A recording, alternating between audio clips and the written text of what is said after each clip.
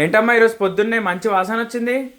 ఈరోజు చక్కగా నీకోసం అక్క కోసం పన్నీర్ దమ్ బిర్యానీ చేశాను రా. దాంతోపాటు ఇంకేం చేసావు? ఈరోజా చూడు ఏం చేశాను. కమ్మని మెంతికూర పప్పు, బీన్స్ వేపుడు చేశాను. బీన్స్ వేపుడులోని కొంచెం మెంతాకులు కూడా వేశాను బాగుంటుందని.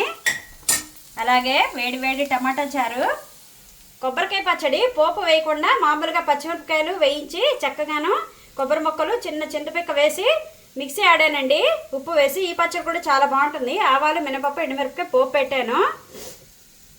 నా కోసం మా వారి కోసం రాగి జావా, చల్లని మీగడ పెరుగు, అలాగే చూడండి పన్నీర్ దమ్ బిర్యానీ మా పిల్లల కోసం చేశాను. ఆల్రెడీ బాక్సుల్లోకి సర్దేశాను టైం అయిపోతుందని.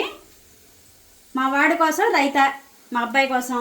ఇదండి ఈరోజు మా పిల్లల స్పెషల్ దమ్ బిర్యానీ చేశాను పిల్లల కోసం. ఈరోజు చేయమంటేను మా కోసం వంట చేశాను. మధ్యాహ్నం వేడిగా అన్నం పెడతాను అనమాట మా కోసం. పిల్లలకైతే ఇది అయిపోయింది. మరి నెలగంటలు వచ్చాయి కదా, ధనుర్మాసం ముగ్గులు ఎంతమంది పెడుతున్నారో నాకు కామెంట్ చేయండి. నేను కూడా పెడుతున్నానండి. అలాగే మా వంటలు ఎలా ఉన్నాయో కామెంట్ చేయండి. ఛానల్కి లైక్ చేయండి, షేర్ చేయండి, సబ్స్క్రైబ్ చేసుకోండి.